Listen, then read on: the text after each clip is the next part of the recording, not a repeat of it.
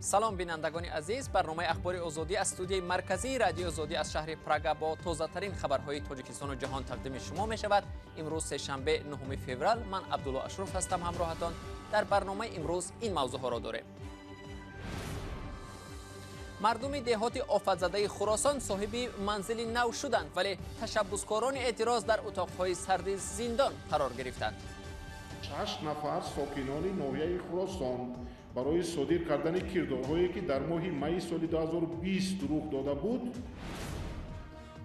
گزارشگران سازمان ملل متحد میگویند شرایط در اردوگاه‌های سوریه خیلی بد است و از 57 کشور دنیا خواستند شهروندانشان را از آن بیرون آورند. گزارشگران ویژه یکجا شده درباره وسعت پایمالشوی حقوق انسان در این اردوگاه‌ها خیلی روشن صحبت کردند. و دادستانی کولاب پرونده آزار و اذیت کودکان در باغچه را به دادگاه می‌فرستد. شراف‌الدین امام سفیر پیشین تاجیکستان در افغانستان و یکی از پایه‌گذاران سازمان رستاخیز از دنیا درگذشت. او 65 سال داشت و مراسم ویدا با او بعد از ظهر 9 فوریه در شهر دوشنبه برگزار شد. شراف‌الدین امام 12 سال سفیر تاجیکستان در افغانستان بود. مأموریت دیپلماتیش ماه سپتامبر سال گذشته به پایان رسید. همکارم امرالدین علیموف از این مراسم در دوشنبه گزارش تهیه کرده است که حالا آن را با هم می‌بینیم. جنازه دیپلمات و تاریخشناس تاجیک شراف‌الدین امامی بعد از ظهر امروز در مسجد محله گیپرزم پایتخت برگزار گردید. نزدیکانش میگویند که محروم یک هفته اخیر از بیماری راه‌های نفس اذیت میکشید و دیروز وقتی حالش بد میشود و او را به بیمارخانه انتقال میدهند در راه از هوش میرود و همینطور او در بیمارخانه سیرایتی شهر دوشنبه میفوتد. شراف‌الدین امامی بیش از 10 سال به حیث سفیر جمهوری تاجیکستان در افغانستان فعالیت کرده است و ماه سپتامبر سال گذشته به نفقه برآمد. همکارانش از او به عنوان یک شخص مسئولیت شناس و پرتلاش یاد می‌آورند. در حرکت جوانانی که آخر سالهای 80 سرزده بود، یکی پیشوایان این حرکت بودند. مردی بودند که همیشه برای ملت و برای این سرزمین دلشان می‌سوخت و سیمای شراف‌الدین اماموف همچون شخص سیاسی در آن ظاهر می‌گردد که سالهای طولانی در افغانستان جنگ زده جمهوری صاحب استقلال تاجیکستان را معرفی کردند و خوبم معرفی کرده توانستند و محض یکی از خدمت‌های بزرگ شراف‌الدین اماموف آن بود که مناسبت‌های ما با این دولت جنگ زده همه وقت در سطح معتدل بود و حتی در سطح خوب قرار داشت.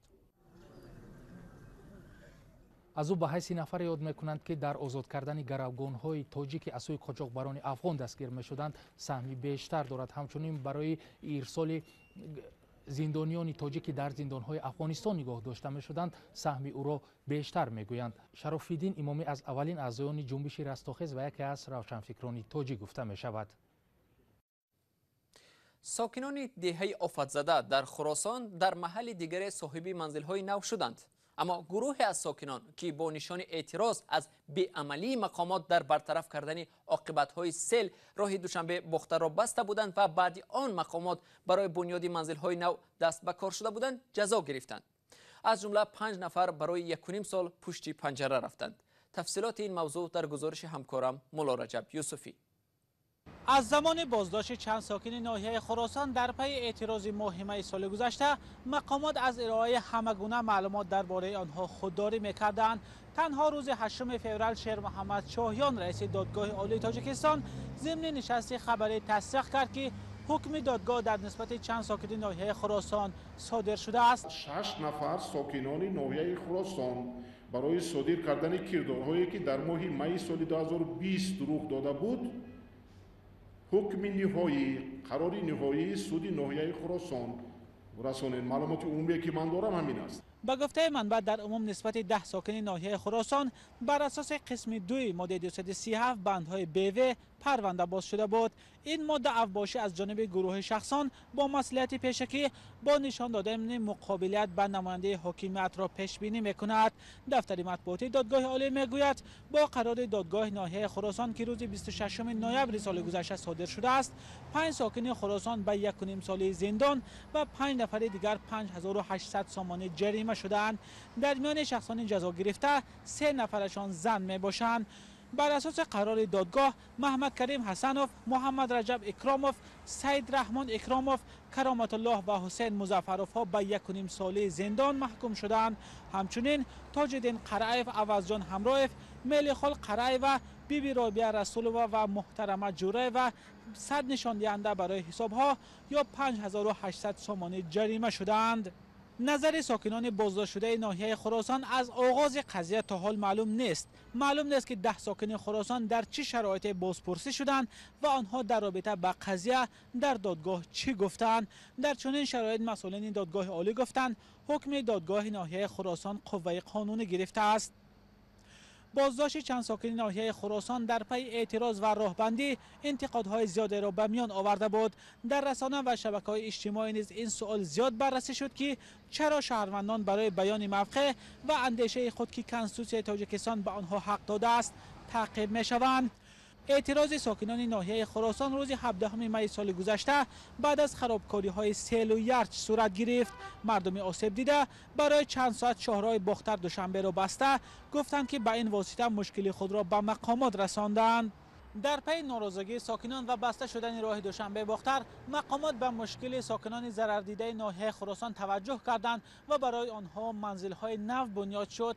اما جزا گرفتن 10 ساکن این ناحیه که در اعتراض‌ها شرکت داشتند انتقادهای را به میان آورد که مقامات تحمل شنیدن ناراضگی مردم را ندارند، ادعایی که مقامات آن را رد می‌کنند.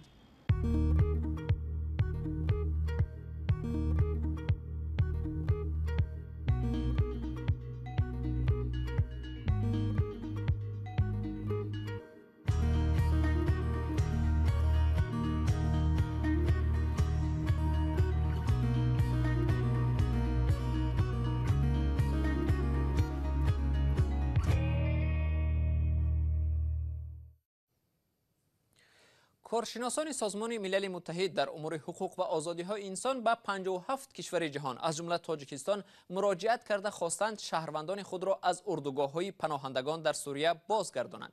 در اظهارات کارشناسان گفته می شود هزاران نفر در این اردوگاه‌ها همه روزه دچار خشونت می شوند و مورد سوء استفاده قرار می گیرند. ادامه موضوع در گزارش همکارم میرزا نبی خالقزاد. حقوقشناسان سازمان ملل متحد از 57 کشور عضو خواستند که 10,000 شهروندانشان را که در قرارگاه‌های شمال و شرق سوریه در حالت سنگین نگهداری می‌شوند به وطن برگردانند. این افراد اساساً زنان و کودکان سابق جنگجویان گروه دولت اسلامی میباشند. بر اساس قانون‌های بین المللی این کشورها وظیفه‌دار هستند که شهروندانشان را برگردانند و اگر دلیل قانونی بود کلانسالان را در دادگاه‌های ملی خود محاکمه بکنند. از میان 64600 نفری که در قرارگاه‌های الحول یا الحال و راج نگهداری و از جانب مقامات کردی سوریگی نظارت می‌شوند، 9462 نفرشان خارجی می‌باشند. اکثر دیگرها شهروندان عراق و سوریه اند. به اطلاع مقامات تاجیک تابستان سال 2020 در پناهگاه راج 7 زن و 17 کودک تاجیک و در الحول نزدیک 500 زن و کودک تاجیک نگهداری می‌شوند. آنها همسر و کودکان جنگجویان تاجیک عضو داعش گروه تندروی دولت اسلامی هستند که سالهای 2014-2016 برای پیوستن به صف این گروه به سوریه و عراق رفته پس از شکست داعش در سال 2018 به دست نیروهای کرد اسیر افتادند. فناولینی آنلاین گزارشگر ویژه سازمان ملل متحد در امور حمایت حقوق بشر از تروریسم در یک نشست خبری گفت که این مسئله فوق العاده مهم است. در گزارش تاکید شده است که شارحان خیلی زیاد از حکومت‌ها تقاضا نمودند که زنان و کودکان را بازپس بگیرند و آخرین دعوت از کمیسیونر حقوق بشر سازمان ملل متحد صدا داد. ولی این اولین بار است که گزارشگران ویژه یکجا شده درباره وسعت پایمالشوی حقوق انسان در این اردوگاه‌ها خیلی روشن صحبت کردند. در میان 57 کشور از جمله اسم روسیه، ایالات متحده آمریکا، بریتانیا، چین، فرانسه، تاجیکستان و دیگر کشورها یاد می شوند. دیپلمات‌های تاجیک سال گذشته از حال قرارگاه‌های اعضای عائله جنگجویان داعش در سوریه دیدن کردن میگویند بعد آشنایی با وضع آنها مسئله احتمالیت استرداد زنان و کودکان به تاجیکستان بررسی می شود. هنوز تصمیم در این زمینه گرفته نشده است. گزارشگر ویژه سازمان ملل متحد از شرایط بسیار وحشتناک نگهداری بازداشت شده ها در قرارگاه ها اظهار نگرانی کرده حالت آنها را به بازداشت غیر قانونی زندانی ها در گوانتانامو شباهت داد. انتخابات پرزیدنتی ازبکستان من بعد در ماه اکتبر 2 ماه پیش از مهلت مقرری برگزار می شود. پرزیدنت ازبکستان شوکت میرزیویف قانون تغییر سنه برگزاری انتخابات پرزیدنتی را امضا کرد. بر اساس این قانون که 8 فوریه امضا شد، انتخابات پرزیدنتی، پارلمانی و محلی هر یک شنبه اولی 10 روزه آخر ماه اکتبر برگزار می شود. امسال این سنه به 24 اکتبر مصادف آمد. در گذشته انتخابات در 5 سال یک بار روزی یک شنبه اولی 10 روزه آخر ماه دکبر برگزار می شد. دادستانی شهر کولاب گفت بر ضد مربیه که به سوزانیدن روی خردسالان در کودکستان این شهر گمانبر است پرونده گشادند و به زودی برای محاکمه به دادگاه می‌فرستند. حادثه ماه نوامبر سال 2020 در باغچه آریان اتفاق افتاد و باعث به نگرانی والدان و به وجود آمدن سر و صداها شد. تفسیرات موضوع در گزارش همکارم محمود جان رحمتزاده از شهر کولاب.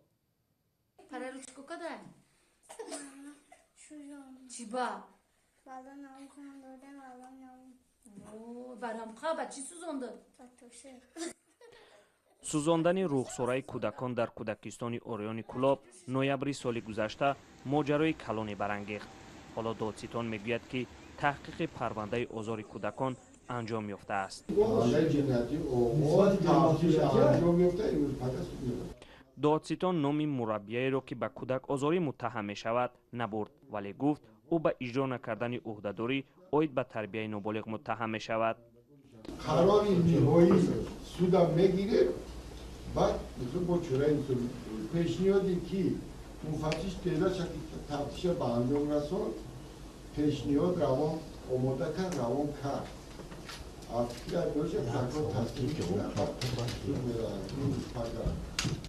نظر طرف متهم به قانون شکنی معلوم نیست. مقامات میگویند تشخیص طبی ثابت کرد که رخسارای 2 کودک سوخته است.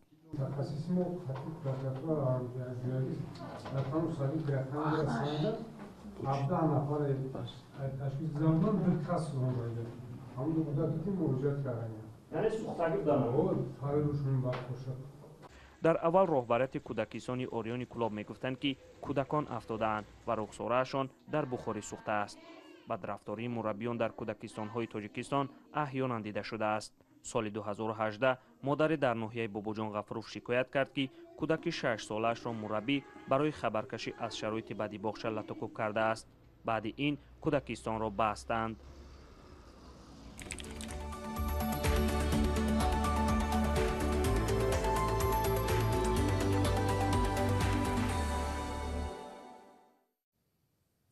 امروز در شهر سیدنی استرالیا تجلیل سال نو طبق سالشماری چینی آغاز یافت. اصلا سال نو بر پایه این سالشماری 12 فوریه فرا می رسد، ولی جشنواره 2 هفته‌ای سیدنی الکی شروع شد.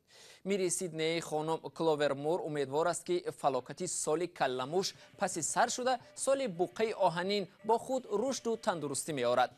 تجلیل سال نو چینی در شهر سیدنی تاریخی بای دارد. سال 2019 در جشنواره سال نو چینی در این شهر بیش از 1.5 میلیون نفر شرکت ورزیدند.